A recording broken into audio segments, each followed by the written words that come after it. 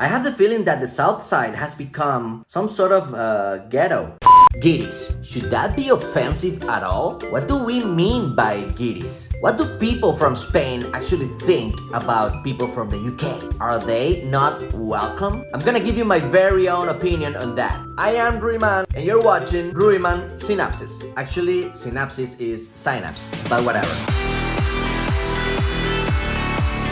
Okay guys, as you have already noticed, English is not my native language. So I'm gonna be trying really hard here to give out the message. This is a shout out to all the people from the UK that are considering living in Tenerife or maybe even coming here for holidays. And don't get me wrong, most of what I'm gonna say is built on a cliché. I don't mean to be disrespectful here. But first, let's discuss a little bit about the term guiri. Is it really offensive? Well, yes and no. You see, guiri is a colloquial Spanish word used to refer to tourists that usually come from Northern Europe. And as it makes racial assumptions about a group of people based on their nationality, appearance, or behavior, yes, it is offensive.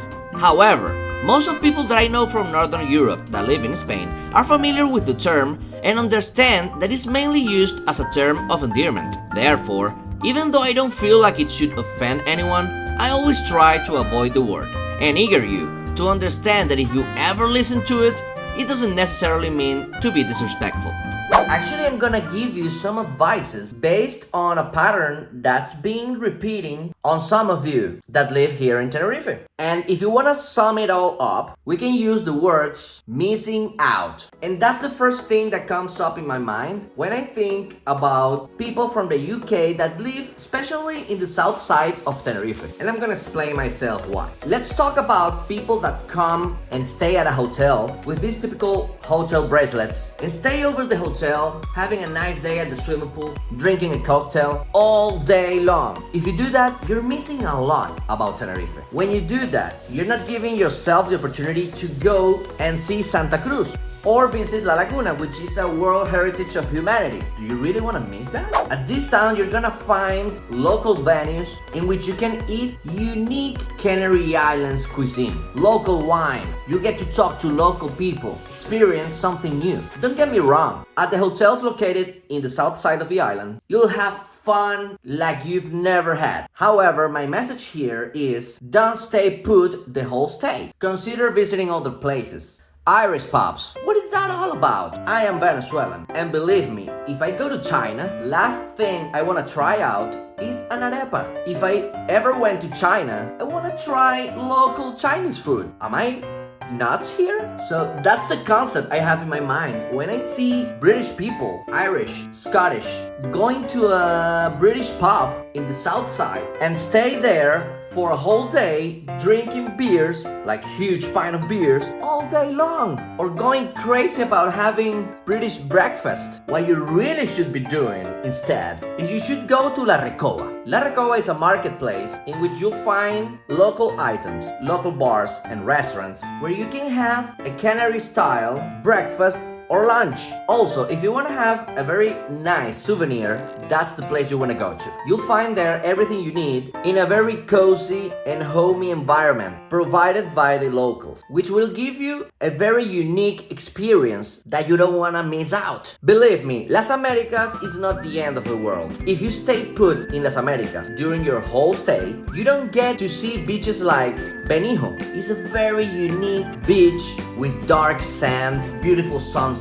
that will remind you a scene from Game of Thrones. Seriously. You don't want to miss going to Santa Cruz during Carnival time, am I right? Carnival is huge here in Tenerife. If you have the opportunity to visit Tenerife during that time, you're gonna have a blast. You get to wear ridiculous costumes, make fun of yourself and others in an environment in which everyone feels included. You feel like you belong. You feel like a kid again. You don't want to miss that. Music, young people, older people, drinks, food, party. Trust me, you don't want to miss that. My biggest advice here is don't waste your time reaching for the best British breakfast in the south. Go to Aguachinche instead. When you go to Aguachinche, you don't only get to try Canarian food, which is amazing and ecological, eco-friendly, organical, and you don't only get to try craft wine, good local wine, but but you also save up money. It's the cheapest option, believe me. It's going to be around 10 to 15 euros top per person. There's plenty of huachinches, plenty of these kind of restaurants located especially in the north side of the island. So again, get out of Las Americas. I mean, move around the island.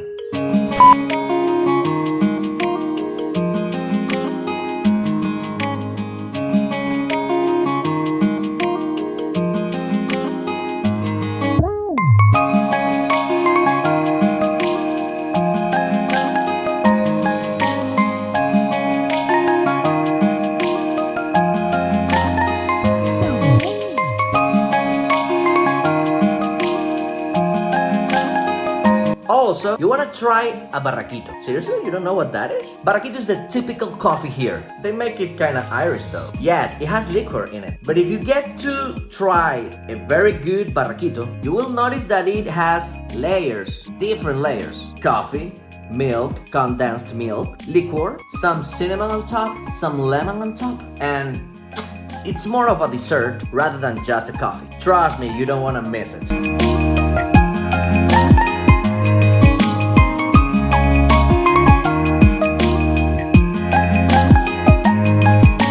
If you guys are planning to come here for good, planning to move here to Tenerife, my biggest advice here will have to be make some local friends. One of my best friends is from Wales, the coolest guy, and I bet that he also thinks that his best friends here are from the Canary Islands. When you meet local people, they will take you to these amazing places that you didn't even know that they existed. They know it better. They know what restaurant is cheaper, is better. They know the places. They know where to go.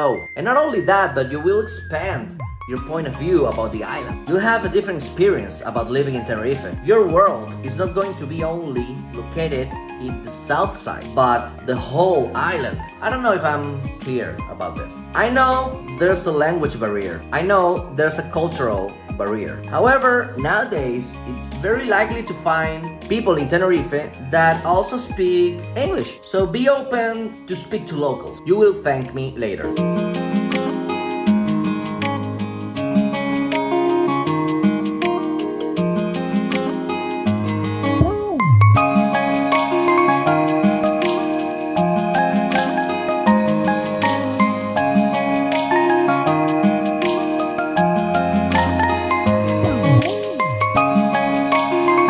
So with all this being said, as you may have noticed already, all of this is kind of a cliche. I'm putting everyone in the same box, and that's not my intention at all. But I just have the feeling that there is a pattern that's being repeating on some of the people from the UK that come here to visit and to live here in Tenerife, that makes me think that every time I go to the south and I go to a bar, a British bar, and I see only British people talking to each other, not being flexible to speak to me, I have the feeling that the south side has become some sort of ghetto, and it kind of makes me feel a little sad because I don't get to see that here in the north, in Santa Cruz or La Laguna. So why is that? I mean, not everyone. It sounds like a cliche. That's probably about right. That's just a personal opinion and a feeling that I have. Don't get me wrong, I'm not even from here.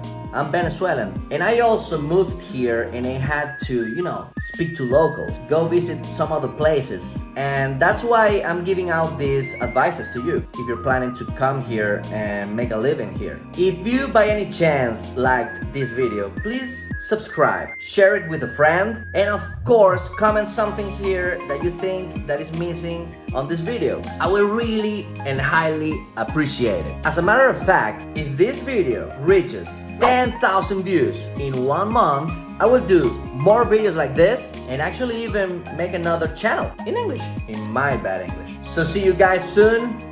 Take care. See you next time.